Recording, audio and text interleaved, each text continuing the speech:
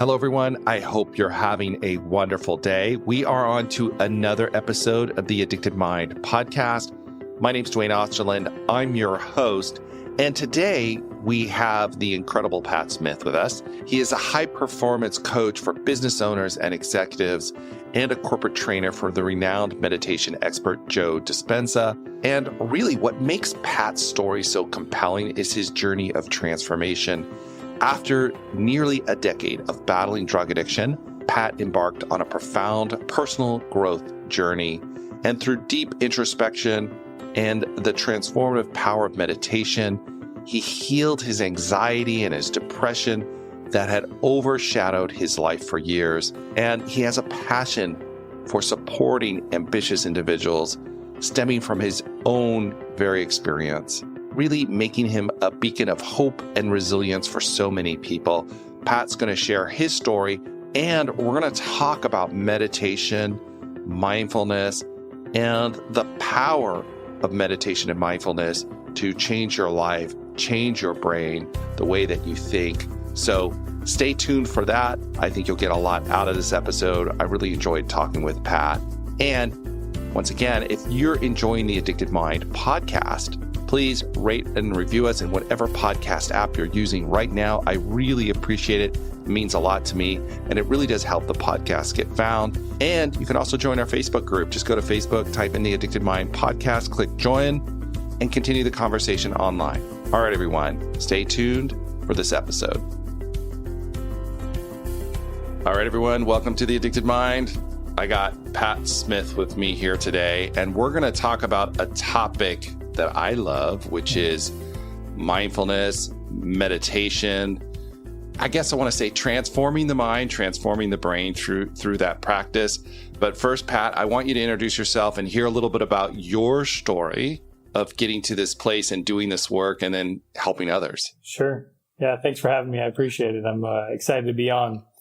So when it comes to me personally, first and foremost, I say this often is, I'm a son, I'm a brother, I'm a friend, I'm a boyfriend, I'm a dog dad. I'm all of those things first, and I have my profession, which is as a high performance coach, as well as a corporate trainer for a group called NeuroChangeSolutions, where we take in the work of meditation and emotional intelligence based off the practices of Dr. Joe Dispenza, who's big into meditation. So I'd like to share that first and foremost to realize that one of the things that I had to detach from early on was that my identity was not always only tied to my work. And I think that's super important. So I like to start off introducing myself that way to know that, I am someone as a human beyond just my work, whereas I don't like to just simply identify with the work itself. So my story really begins, almost 20 years back in the sense that I started to get into personal development in a way that I didn't realize that I was doing it. And that looked like me going to the gym oftentimes with my dad at the YMCA back when I was in Indiana. So I was always into that. And, I'm really grateful for having that because that was a foundational piece that allowed for me to stay sane, even when my middle, high school, and college years were riddled with drugs and alcohol. Like not just, hey, it's a party phase. Yeah, it could be a phase, but when it's for 10 years, it's a little more than a phase, right? And so, that in itself started my idea on personal development. It wasn't until around 2016 is when I had a pretty big significant thing go on in my life that started to shift my perspective and realize that health isn't just some physical attribute that you get fit and look buff in the gym and all problems are solved. There was so much more to that. And there was so much more depth to that. And I didn't know what that was. I was never taught that. So there I go, Googling and finding out, which is when I started to really get into understanding that, it's this holistic picture of all things: nutrition, sleep, meditation, mindfulness, community, and movement. And so that's really what got me on this journey to getting to where I am now.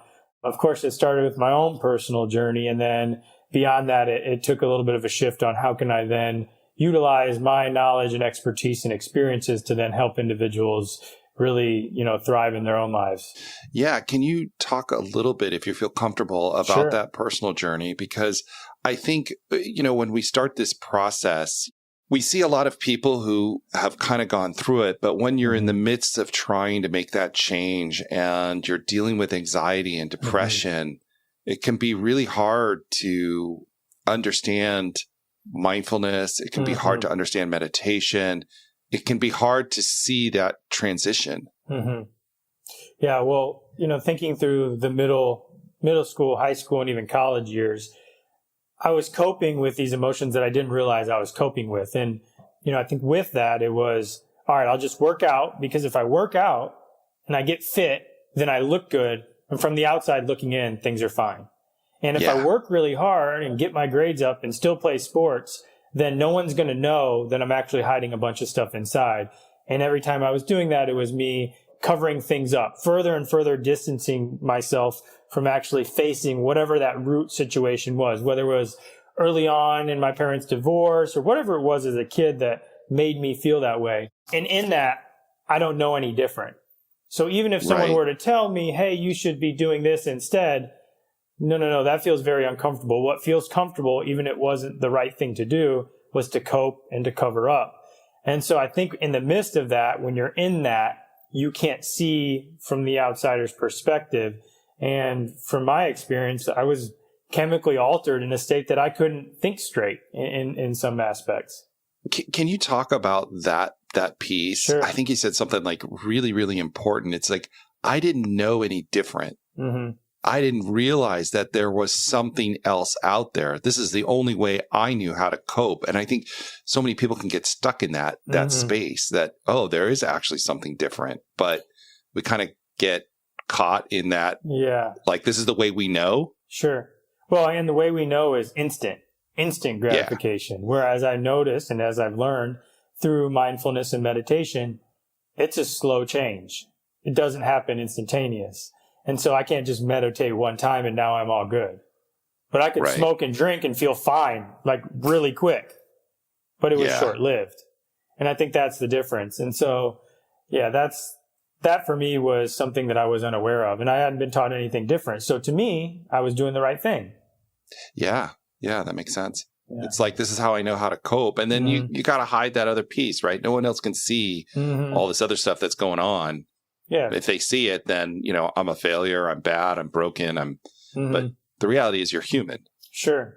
And as a child, or even as, a teenager, you don't know any different. And for me, growing up playing sports and all that, I always contributed achievement to me doing good.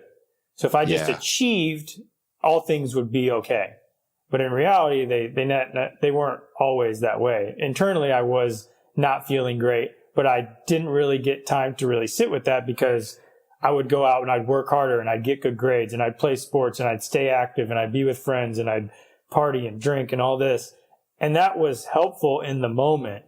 But then when all of that came, essentially not crashing down, but came to light that I was doing that for so long in 2016, that's when I really had to realize that the trajectory I was on was not a good one. What was the moment where you said, this way of coping isn't working anymore? Can you talk a little bit about that moment of change, that moment of like, I got to do something different here. This achievement, it sounds like for you, had all the external pieces in place, but that internal world was still really, I guess, struggling. Yeah. So when I graduated from Indiana University in 2015, I moved back to where I'm from in Indiana. And during that time, I had started to, I took an untraditional route, is that I just was like, all right, I got to get my stuff together because I have this corporate job. So I just have to let it all go. And so I started to remove all of those coping mechanisms, and I dove really heavy into the gym, knowing that that was the only thing that I knew that was healthy in a way. And it is, definitely, but not if that's the only thing. And then I felt like I was doing really good, and I moved down here to Charlotte, North Carolina in 2016. And when I did, I was moving down here with my cousin, who was living here at the time. And he passed away in an car accident the day I got here. And so at that point, I was on the mend of becoming and turning over into this new chapter. And then I got hit with this sudden tragedy that really triggered all these emotions that I realized weren't really taken care of and I didn't know how to handle it. So what I did was I went right back to knowing what I had done before, which was all back into the bad habits for me to feel better again in the moment. After a few months, I realized that wasn't going to be sustainable if I wanted to reach these next goals, whether it be professionally or just in my personal life. And that moment was the question of, are you going to keep living like this? And if you can feel this good with, external things, what makes you think that you can't feel even better just doing it in some natural or more holistic manner? And that's where I really, really started to get curious of like, okay, I know how to work out. At the time I knew what proper nutrition was, but why was this still in shambles? Why was this still all over the place? And that's what really led me. Yeah, the mind. Your mind. Yeah, anxiety, racing thoughts, fear, what ifs, nonstop going. And that's what really got me into the meditation practice and starting to journey down that avenue. So how did you find that? How did you stumble into that? And how did you say, maybe this is something that might work for me? Yeah, well, it was a combination of a few things. Definitely in 2016, when I finally was starting to kind of get back on the right trajectory, I started a new job. The job I was at was an outside sales role. So I was traveling all the time and I was always in the car, long car rides. So I'm like, well, what do? I'm on this personal development journey and I got a lot of car time, windshield time.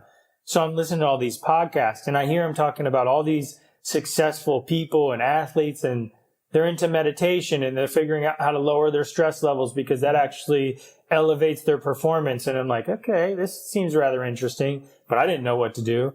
So I started Googling a little bit, learning a little bit more. And the first first app that I came across, which was called Insight Timer, it's a free meditation app. I love that app. All right. Love it. Yeah. Download it. And I start I'm thinking, okay, well, it can't hurt because at this point, my mind's not going to get any worse. This isn't going to hurt. It can only help. So I just tried it out for myself, not having a teacher, not having a mentor, just getting the app and starting it out. And, like I've told multiple times, it was like a 2-minute guided meditation after the gym at the sauna. And it was hard.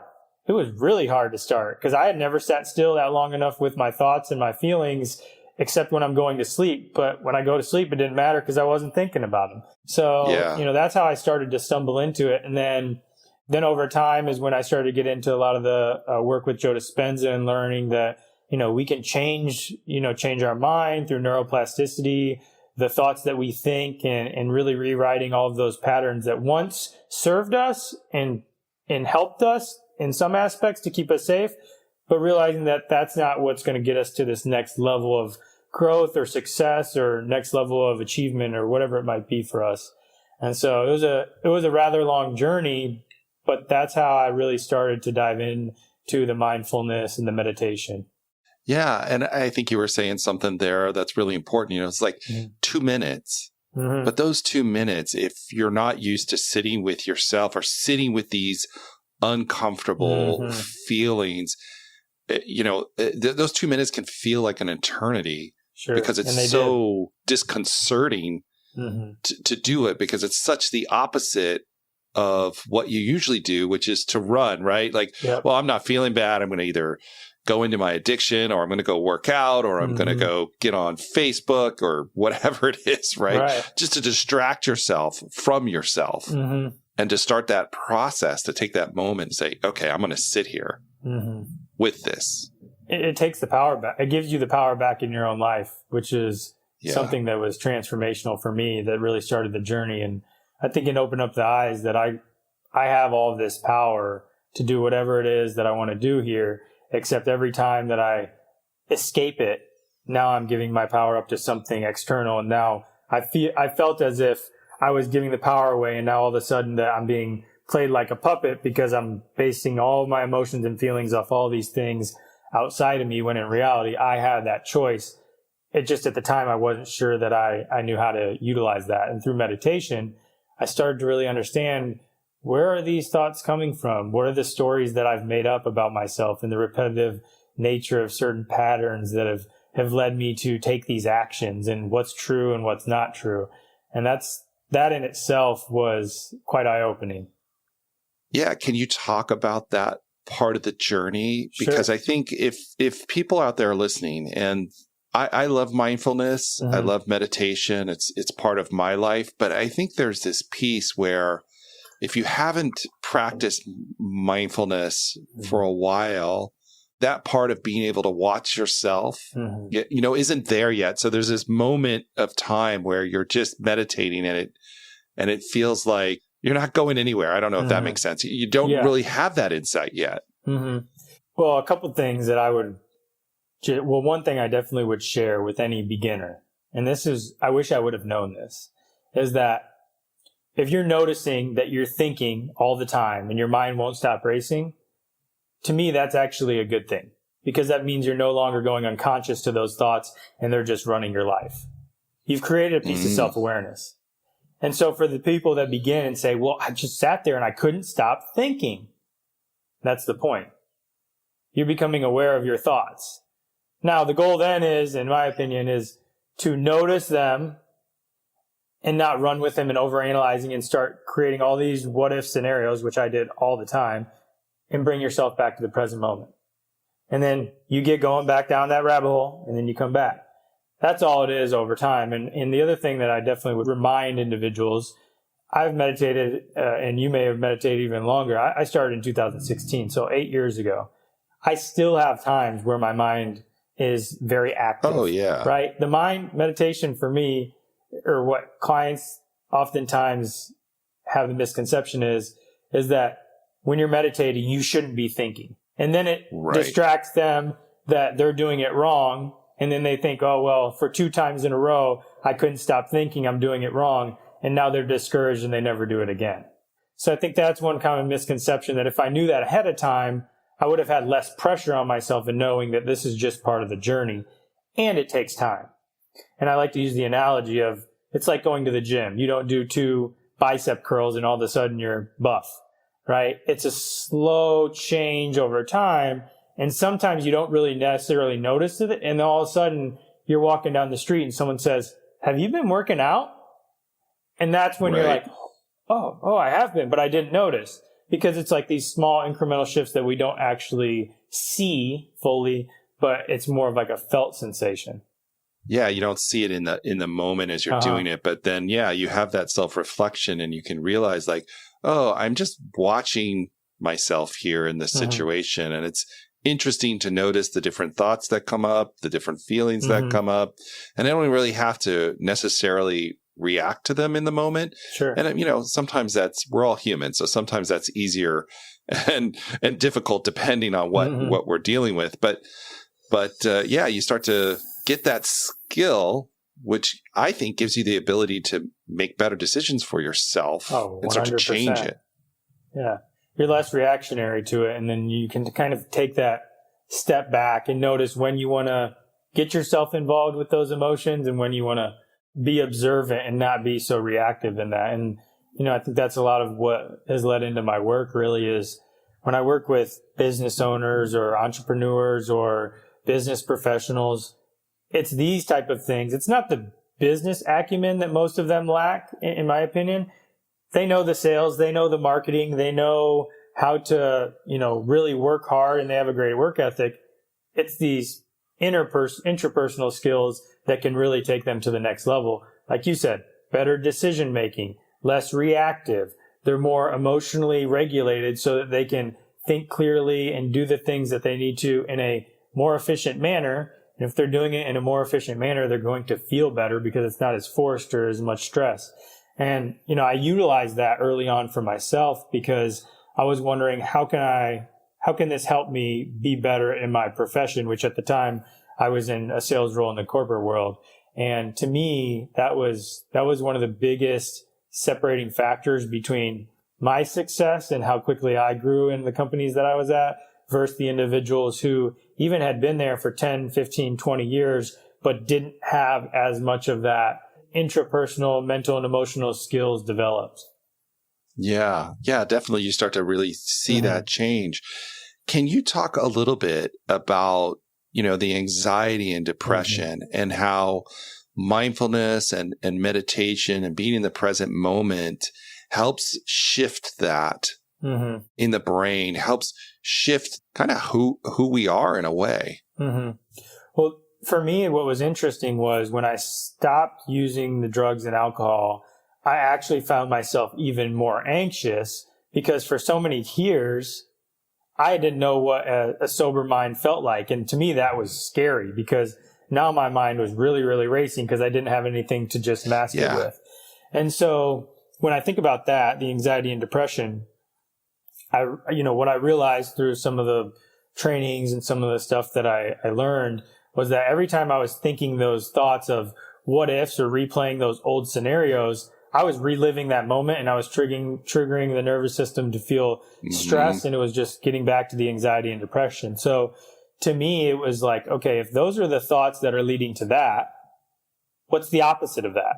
That could then lead to peace and calmness and excitement and joy. And so if I'm thinking, oh no, what if this happened, and always thinking about the worst case scenario, what happens if I put these seeds in my mind of what happens if it actually would work out? And changing that neurocircuitry, I guess, if you will, to reprogram the mind, to disconnect all those old programs and start to create some new programs. And I think over time, that's what allowed for me to start to create this new mindset, if you will, right? The mindset being the stories that we tell ourselves. I was recreating these storylines for myself that were actually serving me versus that were hindering me. And I did that a lot through meditation, through journaling, and through a lot of mindfulness and a self-awareness. Yeah, you talked about like seeds. I love that word because I think in the beginning, you don't realize you can change how you think. You can change that circuitry, but it is like a seed. Like you have to, plant the seed, and then you have to water that seed. It doesn't just happen because sometimes our thoughts are really powerful, or they're connected to really, really strong emotions. So they're maybe hard to let go of, or they're hard to change. But like over time, a little piece at a time, we can start to shift that. Yeah. I believe when we can look at our mind as a garden, right? Yeah. We have to weed out the old stuff that is very deeply rooted at times. But we can't just keep planting new stuff and hoping that that can mask all the growth underneath, right?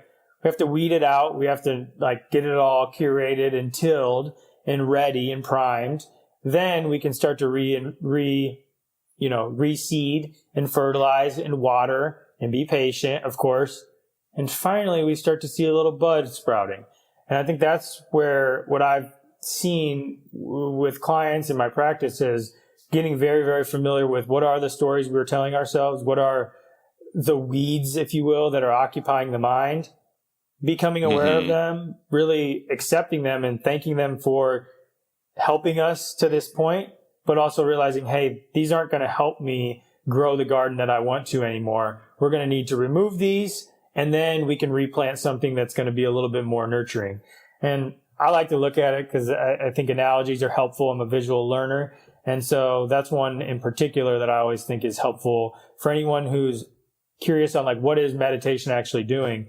To me, meditation and mindfulness and rewriting those stories is that weeding out of the old stories within the mind and cultivating something new within the garden of the mind, if you will.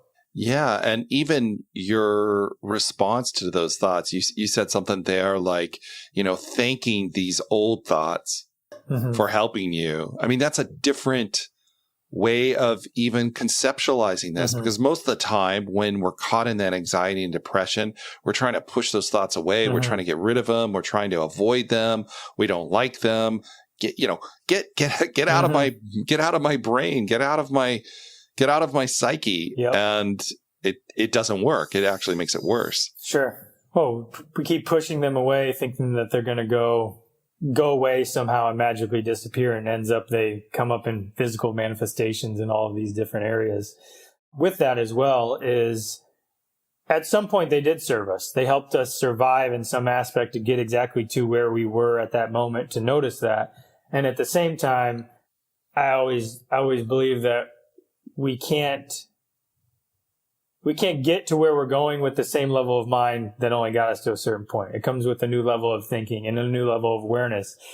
But the beauty I found in all of that is It's free. It's available to anyone. It just takes some awareness and concentration.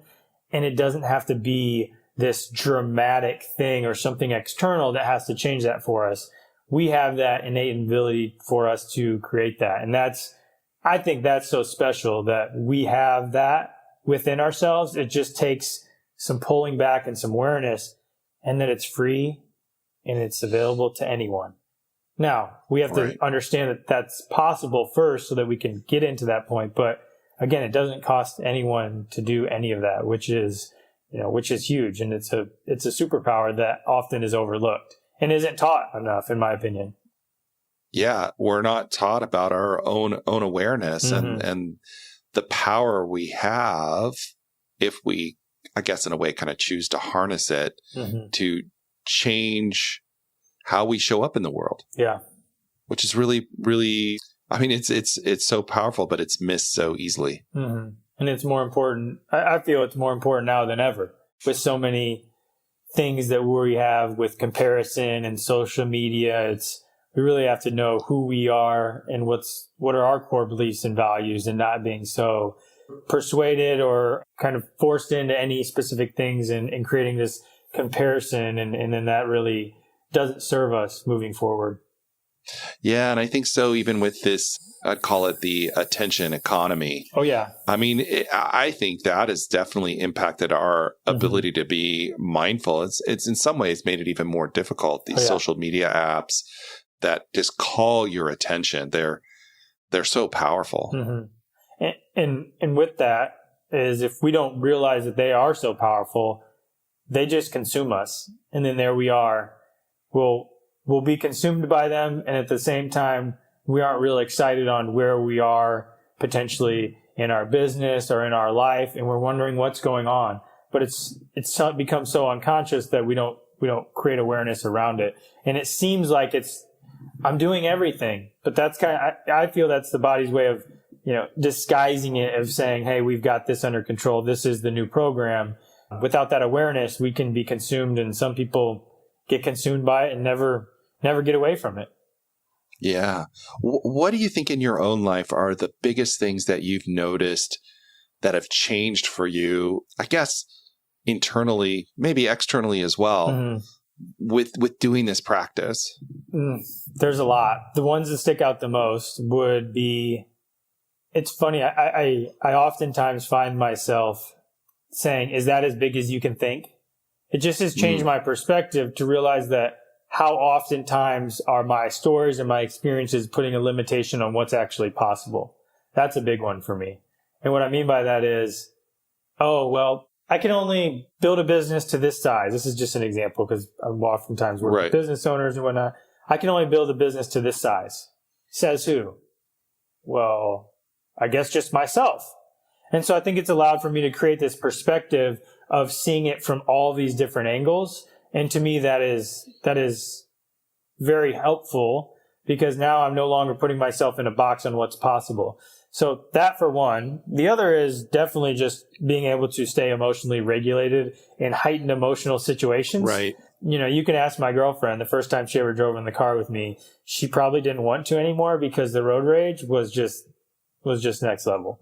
And so just those type of things, to be able to be more emotionally regulated, I've noticed that it's allowed for me to think so much more clearly, make better decisions, and not let the fear creep in, because it's allowed for me to create awareness of, is that fear real?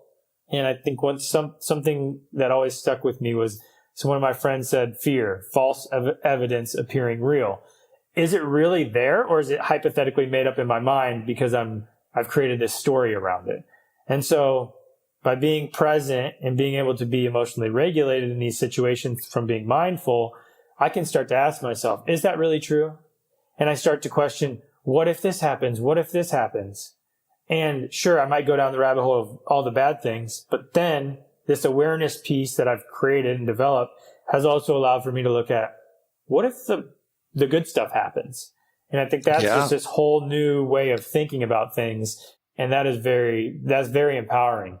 And I've noticed that then shift into how I take risks and the decisions I make in my business, and willingness to try new things and be in rooms with people who I don't necessarily think I feel qualified to be with, but it's just, that's just part of it. And that's allowed for me on like an external level to really develop that skill, is to be able to communicate and be in rooms and areas where I normally would be too anxious about, but then calm myself down and be able to put myself in those areas, knowing that there's a lot of growth on the other side of that.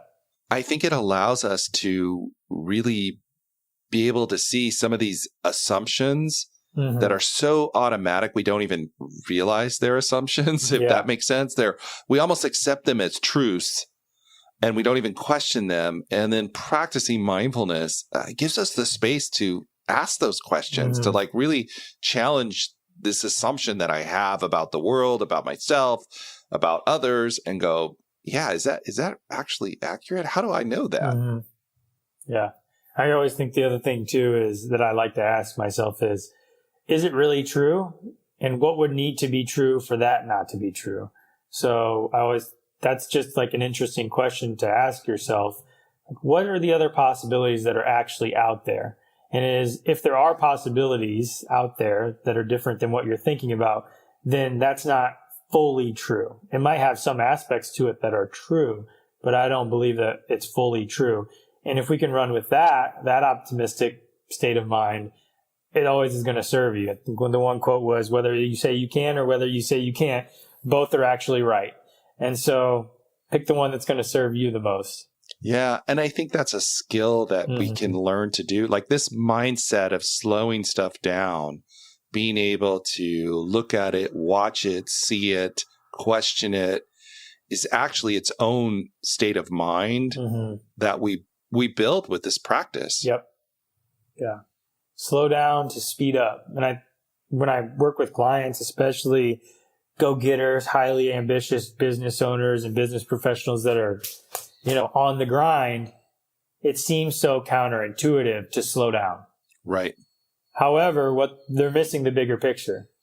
If you slow down now and understand how this works, you can actually go faster for longer instead of going really, really fast.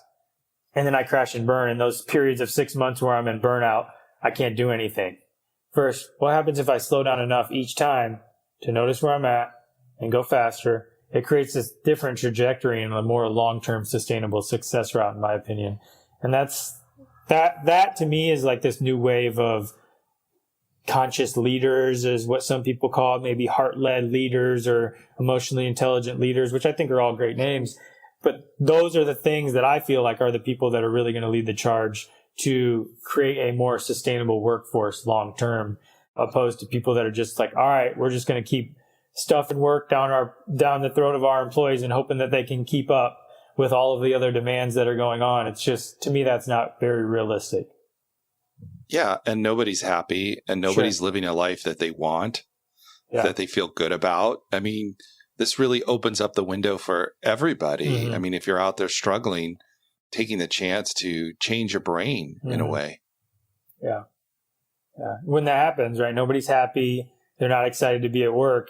Productivity is actually way down versus if employers knew what it took to just give their employees, as well as they're willing to change, the tools to make those necessary adjustments or understand what it's like to be more in tune with their emotions and their mental well-being and all of that, they would actually realize that return on investment is much greater in the productivity, which at the end of the day, many of these business owners, their main goal is revenue and money in their pocket, which I get it. It's an economy that we live in, it's business. But when they can start to shift that, I feel like those are the type of companies that can actually improve their performance by giving these tools to their employees. Yeah. And everybody does better because we escape all of that suffering that we get caught in of all of these automatic assumptions that don't serve us anymore, that we've never questioned, that we've never thought about, we've never taken the time to do it. Yeah. But this is a skill that you can learn and you can manifest in your life, like what you're talking about, the examples you've given. Yeah, it really is. Yeah, that's awesome. All right, Pat, we're coming up to our time here. Yep. I love to ask every guest just one question, and it's like someone out there maybe struggling, maybe they were in the space where you were when you started this journey. What would you want to tell them? If you could tell them one thing, what would you say to them? Looking back, based off where I was at, I would say don't be afraid to ask for help. Don't be afraid to ask for help. I took on all the burden on my own, and while it worked out, it could have been done with much more ease and much more support, and that would have felt much, much better in the long run.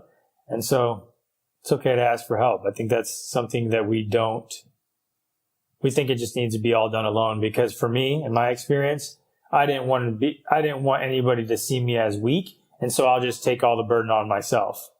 And so I'm carrying all this weight on my shoulders, but it's really not serving me. It's actually weighing me down more. First, what if I could get the help to understand how to release a lot of that?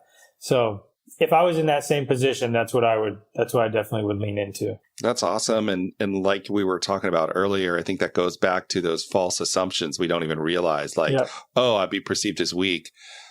Like, being able to get to a space to now see it and challenge it and go, wait a minute, that's not actually true. Sure.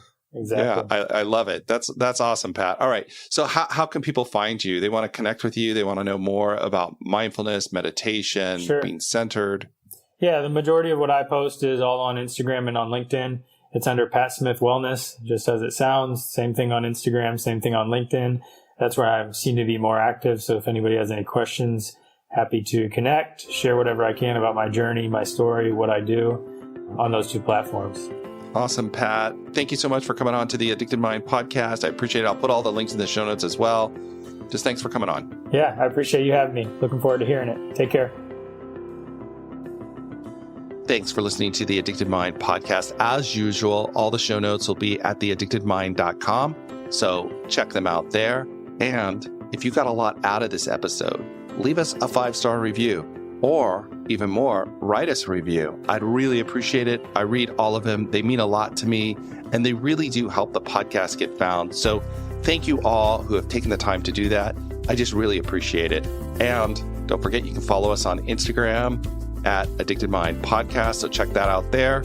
And if you really want to take your journey further, join us on our TAM Plus episodes, where we give you small step insights to living your best life. And you can also join us for our deep dive, where we have a live Q&A about our TAM Plus episodes, where you can ask any question you want, and we'll be there to answer them for you. Go to theaddictedmind.com/deep dive and register for the live deep dive Q&A. It'll be great to see you there. All right, everyone, have a wonderful day, and I'll talk to you on the next episode.